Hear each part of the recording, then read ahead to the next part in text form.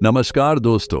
कभी कभी यूं ही बेवजह किसी बात को लेकर हमारे मन में फिजूल तरह तरह के सवाल उठने लगते हैं। अगर कभी कोई हमें कुछ बात कह देता है तो वो बात हमारे मन में बार बार घूमते रहती हैं और उस बात को लेकर हम अक्सर बहुत तनाव में आ जाते हैं और इस वजह से हमारी सेहत पर इसका बहुत बुरा असर पड़ता है।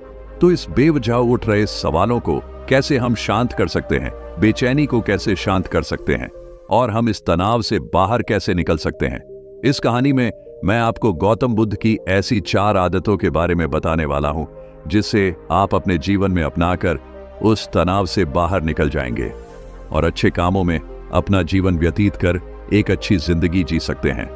यहां पर बताई गई यह 4 आदतें आपकी पूरी जिंदगी को बदल सकती हैं। अगर आप इन 4 आदतों को अपने जीवन में अपना लेते हैं तो फिर आप अपने जीवन को एक खुशहाल जिंदगी में बदल देंगे और फिर आपका मन कभी भी बेचैन नहीं होगा, ना ही उदास रहेगी और ना ही बेफिजूल के कामों में व्यस्त रहेगा। तो आइए इस कहानी को शुरू करते हैं। एक बार एक बौद्ध भिक्षु किसी पेड़ के नीचे ध्यान कर रहा था। तभी एक राजकुमार उस भिक्षु के पास आता है और उनसे कहता है, हे महोदय, आप हमेशा कहते रहते हैं कि ध्यान करो, लेकिन मेरे लिए ध्यान करना तो दूर की बात है। मैं कुछ समय के लिए अपनी आंखें बंद करके शांति से भी नहीं बैठ पाता हूं। मेरा मन इतना बेचैन है कि यह हर समय कुछ ना कुछ सोचता रहता है। मैं जब भी ध्यान करने बैठता हूं तो मेरे अंदर विचारों का तूफान आने लगता है, लोगों के बारे में सोचकर, अपने जीवन की बीती घटनाओं के बारे में और अपने भविष्य के बारे में, और ऐसी ही न जाने कितने सारे अजीबोगरीब विचार लगातार मेरे मन में आते रहते हैं। मैं इन्हें रोकने की बहुत कोशिश करता हूं, लेकिन जब मैं इन्हें रोकने के लिए ध्यान करने की कोशिश करता हूं तो मेरा मन अशांत होने लगता है और फालतू की बातें मन में उठने लगते हैं, तो मैं ध्यान को तोड़कर बैठ जाता हूं। इतनी बातें कहने के बाद वह उस बौद्ध भिक्षु की ओर देखता है और कहता है, महोदय, कृपा करके आप मेरी इस समस्या का कोई समाधान बताएं। यह सुनकर भिक्षु ने कहा, मैं क्या समाधान बता सकता हूं? सोचो, तुम्हारा ही मन है, लेकिन यह तुम्हें कुछ देर तक आंख बंद करके बैठने भी नहीं देता है। तुमने अपने इस मन को कितना आजाद कर रखा है। राजकुमार ने कहा, महोदय, मैंने बहुत सोचा, लेकिन मुझे अपनी इस समस्या का कोई समाधान समझ नहीं आया, इसलिए मैं आपकी शरण में आया हूं। अब आप ही कोई रास्ता दिखाइए। भिक्षु ने कुछ देर तक राजकुमार के चेहरे की तरफ बड़े ध्यान से देखा और फिर कहा, ठीक है, मैं तुम्हें अपने स्वामी गौतम बुद्ध की बताई गई 4 आदत के बारे में बताऊंगा। अगर तुम ये 4 आदतें छोड़ दोगे तो फिर तुम्हारा मन लगने लगेगा और तुम्हें कभी भी बेचैनी नहीं होगी। राजकुमार पूरे ध्यान लगाकर उस बौद्ध भिक्षु की बातें सुनने लगा। भिक्षु ने कहा, पहली आदत यह है कि दूसरों के मन को पढ़ना छोड़ दो। तुम और तुम्हारे जैसे ज्यादातर लोग यही गलती करते हैं कि वो दूसरों के मन की बातों को पढ़ने का प्रयास करते हैं, जैसे कि अच्छा, सामने वाला मेरे बारे में ऐसा सोच रहा है। और यही एक आदत तुम्हें सबसे ज्यादा बेचैन और परेशान करती है। ज्यादातर समय पर लोग दूसरों के मन की बातों को गलत और नकारात्मक तरीके से ही पढ़ते हैं। जैसे कि लोग अक्सर सोचते हैं कि दूसरे लोग उनकी तरक्की से जलते हैं, उसे नीचा दिखाना चाहते हैं, उसे पसंद नहीं करते, उसकी मदद नहीं करना चाहते, और ऐसी ही ना जाने कितनी सारी नकारात्मक बातें ये लोग दूसरों के प्रति अपने अंदर बैठा लेते हैं। फिर उनके बारे में ही सोचते रहते हैं, उनसे बदला लेने के तरीके सोचते रहते हैं, उन्हें नीचा दिखाने के मौके ढूंढते रहते हैं, और दूसरों के प्रति यही नकारात्मक सोच इन्हें दुखी करती है और फिर ये लोग बेचैनी महसूस करते हैं। इसलिए दूसरे लोग क्या सोच रहे हैं इसका अनुमान लगाना बंद करो। दूसरे लोगों के मन के विचारों को पढ़ने की कोशिश करना बंद करो। अगर पढ़ना ही है तो खुद के विचारों को पढ़ना शुरू करो कि तुम्हारे अंदर क्या चल रहा है। कहीं तुम नकारात्मक सोच, शिकायत या बुराई करने जैसी आदतों के शिकार तो नहीं हो रहे हो। फिर बौद्ध भिक्षु ने कहा, दूसरी आदत ये सोचना कि अगर असफल हो गए तो लोग क्या कहेंगे, कहीं लोग मुझ पे हंसेंगे तो नहीं। जो हंस रहा है उसे हंसने दो। लोगों के असफलता पर हंसना तो लोगों का धर्म है, क्योंकि अगर तुम सफल हो जाते तो यही वो लोग हैं जो तुम्हारी तारीफ करते, तुम्हें सम्मान देते, तुम पर गर्व करते। अगर तुम अपनी सफल होने पर दूसरों से तारीफ की उम्मीद करते हो तो अपनी असफलता पर उनके हंसने से तुम्हें दुखी नहीं होना चाहिए। और समस्या ही यही है कि हम इंसान असफलता को बुरा मानते हैं, जबकि असफल होना सफल होने से भी ज्यादा जरूरी है। क्योंकि बिना असफल हुए सफल इंसान के अंदर घमंड और दूसरों को खुद से छोटा समझने की भावना पैदा करती है, जबकि असफलता हमें विनम्र रहना, धैर्य रखना और लगातार प्रयास करना सिखाती है। इसलिए असफलता को बुरा मत समझो, और अगर तुम्हारे काम में असफल होने की संभावना नहीं है तो इसका अर्थ है कि तुमने अपना लक्ष्य अपनी क्षमताओं से छोटा बनाया है। और अगर लोग तुम पर हंस नहीं रहे, तुम्हें ताने नहीं मार रहे हैं, तुम्हारी बुराई नहीं कर रहे हैं, तो इसका मतलब तुम अंदर से मरे हुए हो। तुम अपने मानसिक सीमाओं से बाहर जाकर कुछ नया करने का प्रयास नहीं कर रहे हो, क्योंकि असफल भी वही होता है जो कुछ नया करने का प्रयास करता है। और एक बात हमेशा याद रखना, अगर तुम्हारे अंदर असफल होने का साहस नहीं है तो तुम कभी भी कोई भी बड़ा लक्ष्य हासिल नहीं कर पाओगे जो तुम करना चाहते हो। इसलिए असफल होने और लोगों के हंसने से डरना बंद कर दो।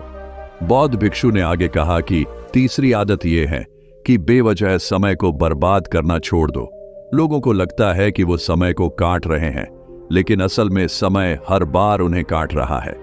लोगों के द्वारा समय को व्यर्थ के कामों में बर्बाद करने का केवल एक ही कारण है, और वह ये है कि उन्हें लगता है कि उनके पास बहुत समय है, जबकि सच्चाई यह नहीं है।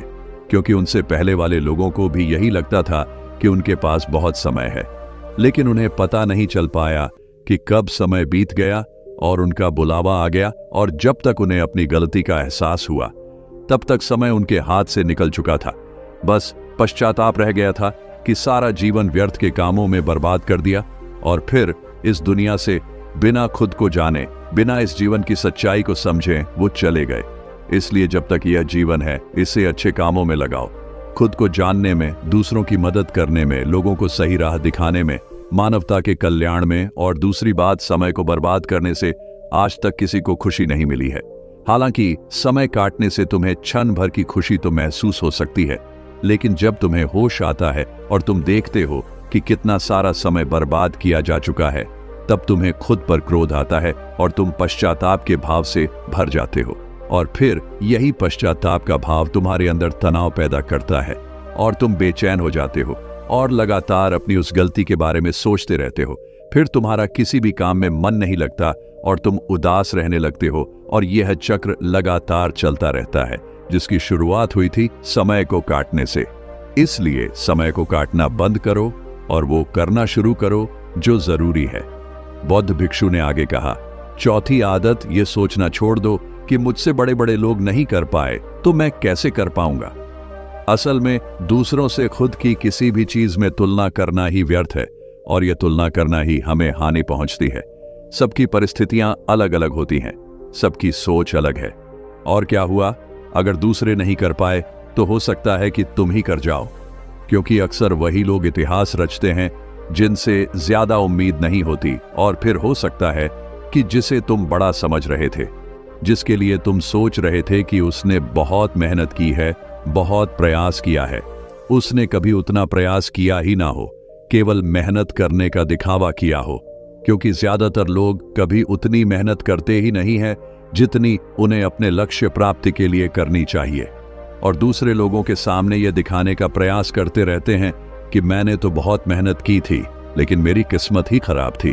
और यही वो लोग हैं जो दूसरों को बातों ही बातों में कहते रहते हैं कि जब इतनी मेहनत करने के बाद मैं सफल नहीं हो पाया तो तुम कैसे हो पाओगे।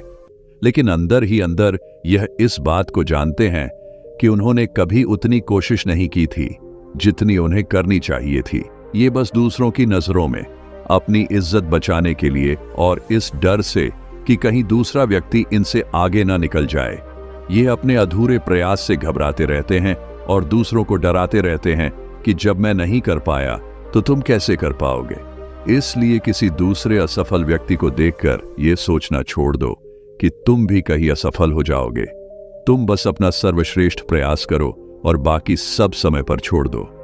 भिक्षु ने आगे कहा, अगर तुमने ये 4 आदतें छोड़ दी तो तुम्हारा मन एकदम शांत हो जाएगा और फिर तुम जहां चाहो वहां अपना मन लगा सकते हो। इतना कहकर वह भिक्षु शांत हो गए और राजकुमार को भी अब समझ आ चुका था कि उसे क्या करना है।